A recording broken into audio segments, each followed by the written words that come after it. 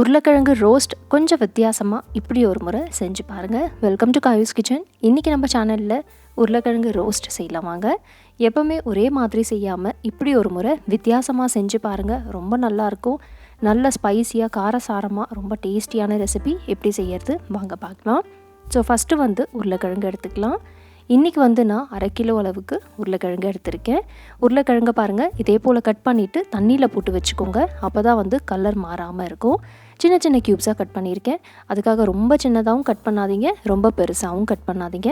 இந்த சைஸில் கட் பண்ணிக்கோங்க. இது இப்போ இருக்கட்டும். அடுத்ததாக பார்த்திங்கன்னா ஒரு மசாலா பவுடர் அரைச்சிக்கலாம். 1 டீஸ்பூன் அளவுக்கு ஜீரகம் சேர்த்துருக்கேன். 1 டீஸ்பூன் மிளகு சேர்த்துக்கலாம். இதோட 1 டீஸ்பூன் அளவுக்கு தனியா சேர்த்துக்கலாம். அடுத்ததாக பார்த்திங்கன்னா காஞ்ச மிளகாய் சேர்த்துக்கலாம். உங்கள் காரத்துக்கு ஏற்ற மாதிரி நீங்கள் சேர்த்துக்கோங்க. நான் 5 காஞ்ச மிளகாய் எடுத்திருக்கேன். இதில் இப்போ ஒரு சின்ன பீஸ் அளவுக்கு பட்டை எடுத்துகிட்டு இப்படி உடச்சிட்டு சேர்த்துக்கோங்க. இந்த உருளைக்கிழங்கு ரோஸ்ட்டில் பட்டை சேர்த்துட்டு நீங்கள் செஞ்சு பாருங்கள், வாசனையே அவ்வளோ நல்லாயிருக்கும். இப்போ இதெல்லாம் லோ ஃப்ளேம் வச்சுட்டு நல்லா வறுத்துக்கலாம். ஒரு 2 நிமிஷம் வறுத்தா போதும். பாருங்கள், கலர் நல்லா மாறியாச்சு, நல்லா வாசனை வர ஆரம்பித்தாச்சு. இந்த ஸ்டேஜில் ஃப்ளேம் ஆஃப் பண்ணிவிட்டு நல்லா ஆறட்டும். ஆறின பிறகு ஒரு பிளெண்டரில் மாற்றிக்கலாம்.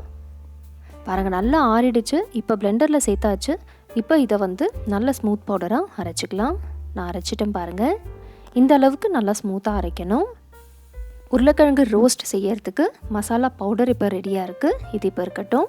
அடுத்ததாக ஒரு பேன் எடுத்துக்கலாம். பேனில் 1 டேபிள் ஸ்பூன் அளவுக்கு எண்ணெய் சேர்த்துக்கலாம். நான் இன்றைக்கி கடலை எண்ணெய் சேர்த்துருக்கேன். எண்ணெய் சூடான பிறகு 1/2 டீஸ்பூன் கடுகு, 1/2 டீஸ்பூன் ஜீரகம் சேர்த்துக்கலாம். இது ரெண்டும் நல்லா ஃப்ரை ஆன பிறகு பச்சை மிளகாய் சேர்த்துக்கலாம். 2 பச்சை மிளகாய் ஃபைனாக சாப் பண்ணிவிட்டு சேர்த்துருக்கேன். இதோட ஒரு மீடியம் சைஸ் அளவுக்கு வெங்காயமே நல்லா ஃபைனாக சாப் பண்ணிவிட்டு சேர்த்துக்கோங்க. வெங்காயம் சேர்த்த பிறகு இதில் கொஞ்சமாக கருவேப்பிலை சேர்த்துட்டு நல்லா வதக்கிக்கலாம். வெங்காயமை நல்லா கோல்டன் ப்ரௌன் கலர் வர வரலையும் நல்லா வதக்கிக்கணும்.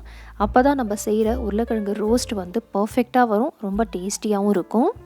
பாருங்கள், நல்ல கலர் வந்தாச்சு. இந்த ஸ்டேஜில் நம்ம கட் பண்ணி வச்சுருந்தோம்ல உருளைக்கிழங்கு, அதை சேர்த்துடலாம்.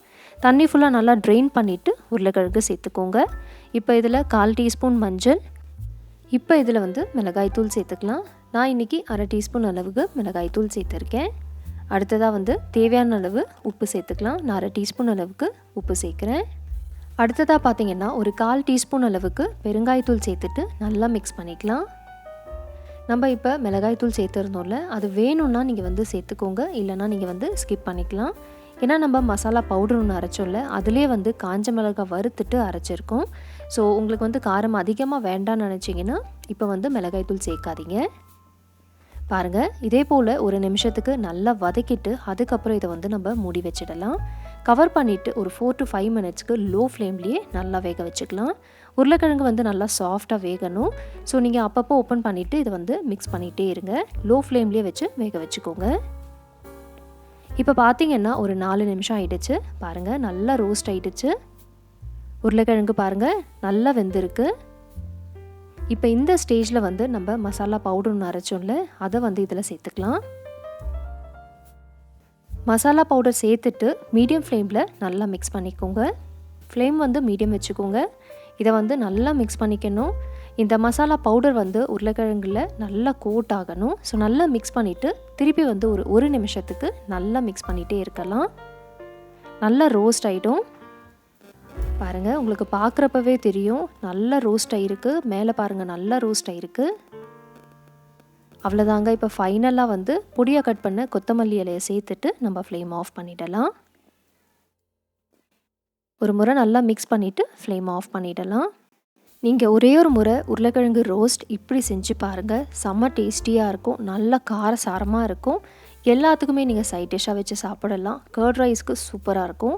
ஸோ என் வீடியோ பிடிச்சிருந்துச்சுன்னா மறக்காமல் லைக் அண்ட் ஷேர் பண்ணுங்கள். இன்னும் நீங்கள் காயூஸ் கிச்சனுக்கு சப்ஸ்கிரைப் பண்ணலன்னா ப்ளீஸ் சப்ஸ்கிரைப் பண்ணிக்கோங்க. நாளைக்கு இதே போல் ஒரு இன்ட்ரெஸ்டிங்கான வீடியோவில் நம்ம மீட் பண்ணலாம். தேங்க்ஸ் ஃபார் வாட்சிங்.